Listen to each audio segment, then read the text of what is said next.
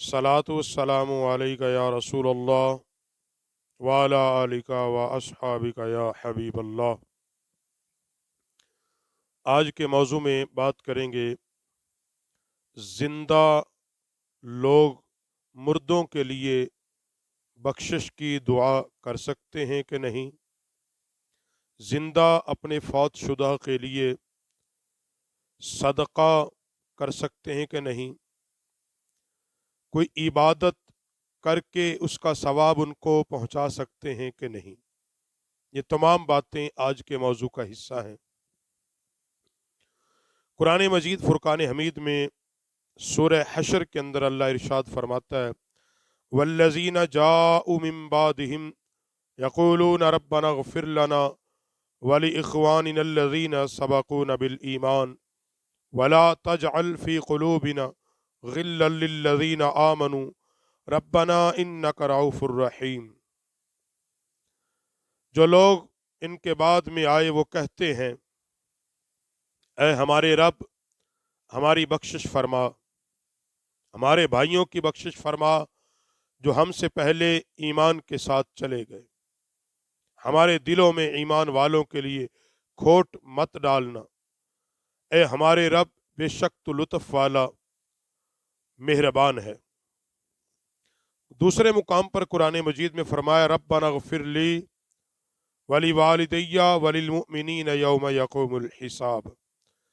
ए हमारे रब, मेरी बख्शिश फरमा, मेरे माँ बाप की बख्शिश फरमा, क़यामत के दिन मोमिनों की बख्शिश फरमा। और कुरान पाक के तीसरे मुकाम पर वस्तग़फिर लिज़म्बिका वलिलमुमिनीना वलमुमिनात। ए महबूब के उम्मती, अपने गुनाहों और मोमिन मर्दों और मोमिन औरतों के गुनाहों की मुआफ़ी मांगना सीख। कुरान पाक की इन 3 आयात में जो अल्लाह हुक्म देता है, वो जिंदा दुआ मांग रहे हैं फौतशुदा के लिए और कह रहे हैं कि मालिक बेनियाज उनके गुनाहों को मुआफ़ फरमा दे, उनको बख्श दे, उन पर रहमत फरमा दे। और ये अल्लाह रब्बुल आलमीन ने बाकायदा कुरान पाक के अंदर इसका जिक्र फरमाया। तो गोया के किसी के लिए बख्शिश की दुआ मांगना, अल्लाह के हुजूर किसी को इसाल करना, ये अल्लाह रब्बुल आलमीन का हुक्म है। और इसकी तायीद हदीस रसूल सल्लल्लाहु अलैहि वसल्लम मुस्लिम शरीफ के अंदर है। हजरत अबू हुरैरा रदी अल्लाह तआला अन्हु रवायत करते हैं, नबी करीम सल्लल्लाहु अलैहि वसल्लम ने फरमाया, जब इंसान मर जाता है तो इसके आमाल इससे मुनक़ता हो जाते हैं सिवाय 3 चीज़ों के, सदक़ा जारिया या इल्म जिससे फ़ायदा उठाया, या नेक औलाद जो इसके लिए दुआ करे। यानी नबी अलैहिस्सलाम ने फरमाया, कोई बंदा जब फौत हो जाता है तो तमाम आमाल का सिलसिला टूट जाता है, मुनक़ता हो जाता है, मगर 3 चीज़ें जो इसने अपनी ज़िंदगी में की हों तो उसका सवाब मरने के बाद भी इसको कब्र में पहुंचता है। उनमें से फरमाया सदक़ा जारिया, यानी मस्जिद की तामीर कर दी, मुसाफिर खाना बना दिया, कोई नहर खुदा दी जिससे लोग पानी पिएं, या सेहत और ज़िंदगी के लिए कोई अच्छा मंसूबा बना दिया। अब जब तक लोग उससे फ़ायदा उठाते रहेंगे उसका सवाब उसको कब्र में पहुंचता रहेगा।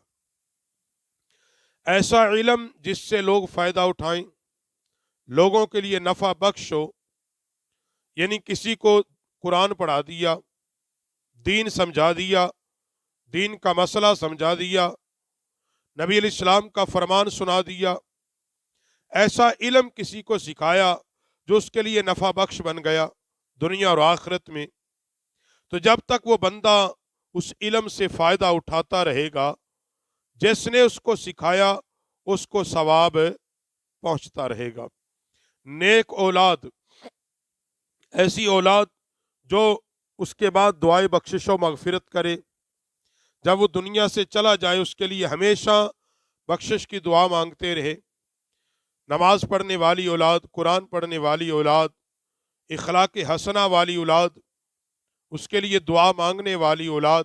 تو جب جب اولاد اس کے لیے دعا مانگے گی تو اللہ رب العالمین اس دعا کی برکت سے جو مرحوم ہے اس کے گناہوں کو معاف فرمائیں گے۔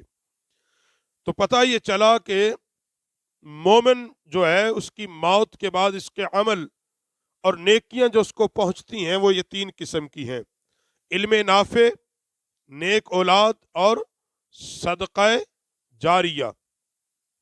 حضرت سعید پاک فرماتے، حضرت سعد بن عبادہ رضی اللہ تعالیٰ عنہ کسی غزوے کے لیے رسول اللہ صلی اللہ علیہ وسلم کے ساتھ نکلے۔ ان کی والدہ مدینہ النبی، مدینہ پاک میں فوت ہو گئی۔ ان سے کہا گیا کوئی وصیت کریں، یعنی آپ کی والدہ سے کہا کہ کوئی وصیت کریں۔ اس نے کہا کہ سارا مال تو سعد کا ہے، اب سعد یہاں موجود نہیں ہے، میں ایک وصیت کس کو کروں اور کس چیز کی وصیت کروں جبکہ مال میرا نہیں ہے؟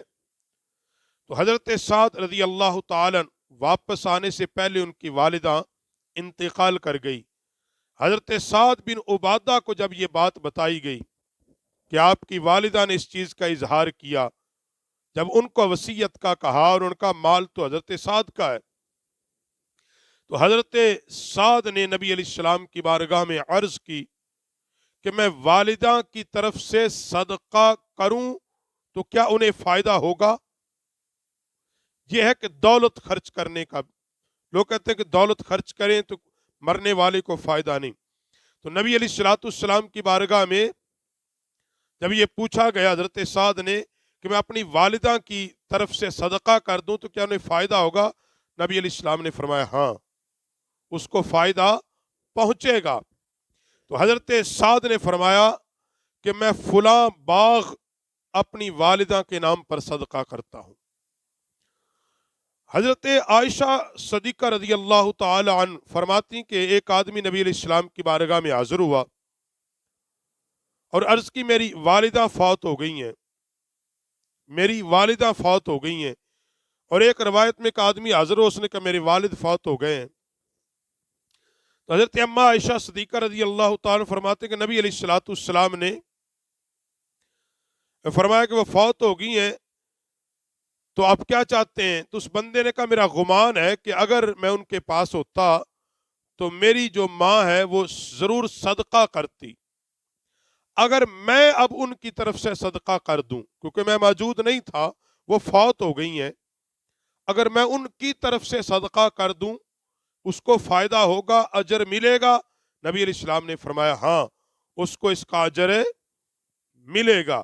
حضرت عمر بن شعیب رضی اللہ تعالی اپنے والد سے اور وہ ان کے دادا سے روایت کرتے ہیں، عاص بن وائل نے وصیت کی تھی کہ اس کی طرف سے 100 غلام آزاد کر دیے جائیں۔ عاص بن وائل نے اپنے بیٹوں کو یہ وصیت کی تھی کہ جب میں اس دنیا سے چلا جاؤں تو 100 غلام آزاد کر دو۔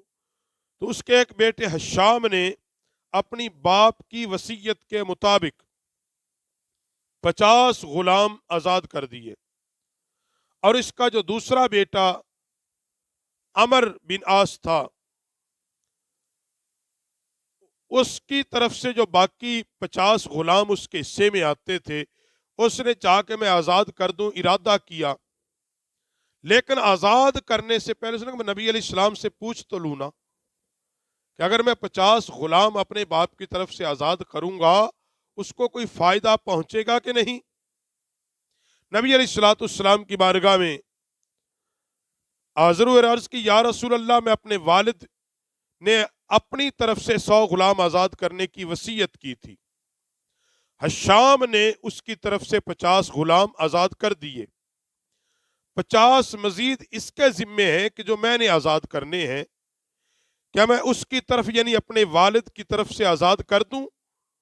نبی علیہ السلام نے فرمایا اگر وہ مسلمان ہوتا تو تم لوگ اس کی طرف سے آزاد کرتے یا صدقہ دیتے یا حج کرتے تو اس کو اس کا فائدہ پہنچتا۔